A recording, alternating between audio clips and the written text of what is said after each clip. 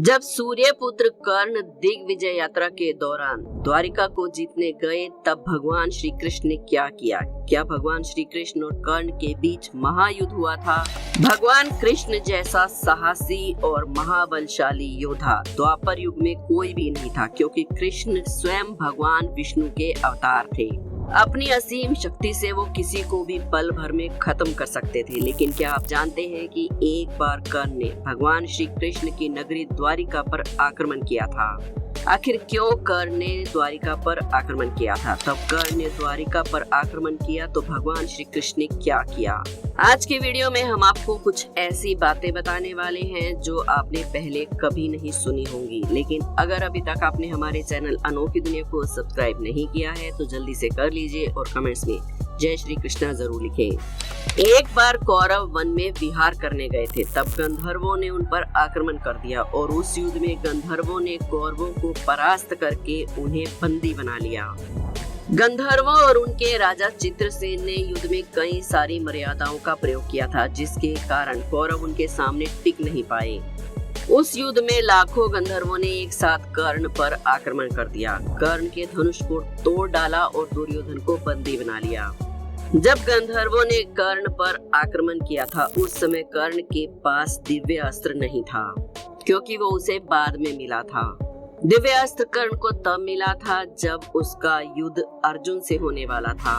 यह तो हम सब जानते ही हैं कि अर्जुन देवराज इंद्र के पुत्र है। जब महाभारत के 17वें दिन अर्जुन और कर्ण का युद्ध होने वाला था, उससे पहले देवराज इंद्र कर्ण से उसके जन्म के साथ मिले हुए कवच और कुंडल मांगने आए थे।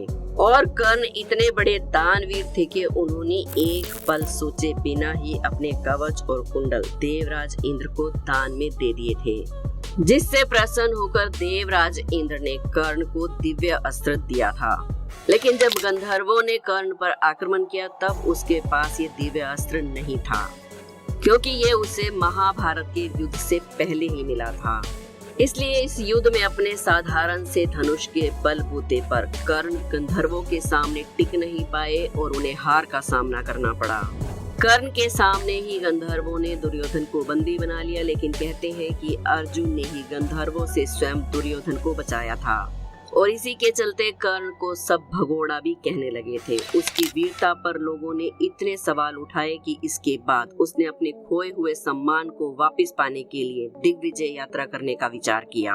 ये दिग्विजय यात्रा कर्ण ने तब की जब स्वयं पांडवों को 12 वर्षों के वनवास और 1 वर्ष के अज्ञातवास के लिए भेज दिया गया था।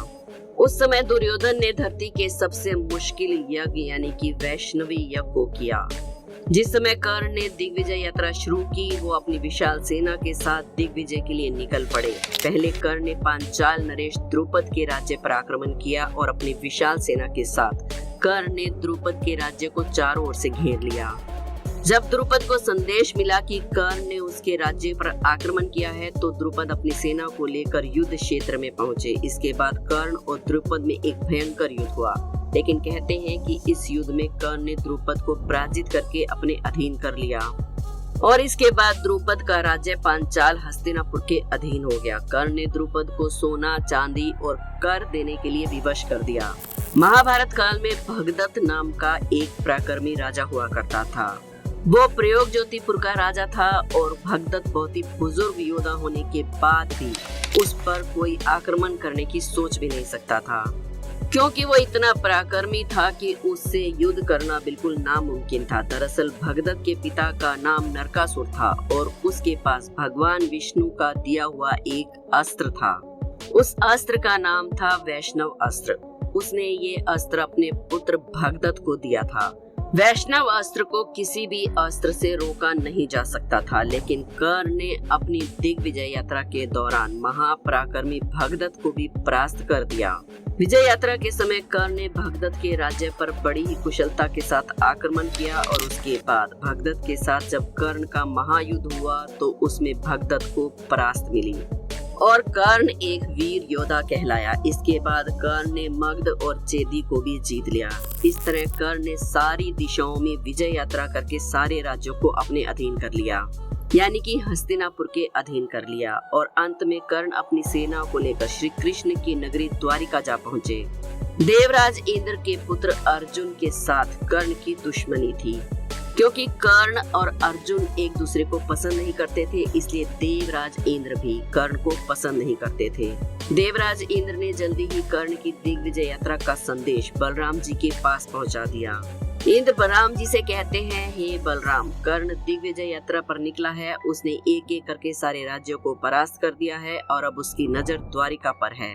वो अपनी सेना के साथ द्वारिका की ओर बढ़ रहा है। इंद्रदेव की बात सुनकर बलराम जी कहते हैं कि हस्तिनापुर की अधीनता हम यादव कभी स्वीकार नहीं करेंगे।